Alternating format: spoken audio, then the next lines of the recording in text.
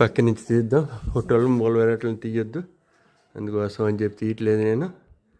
ఈ గుడిపాక నెల కుడిపక్క తిరగగానే ఇంతవరకు వేడివేడిగా ఉన్నది.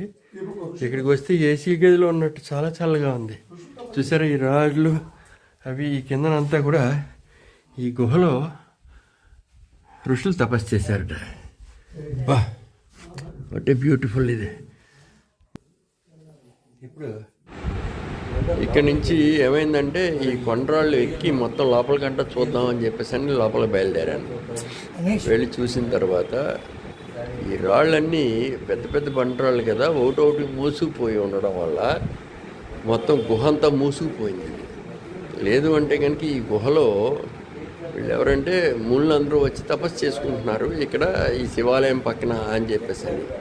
అలాగే అప్పుడు వాళ్ళు ఏర్పాటు చేసుకున్నది ఈ గుడి.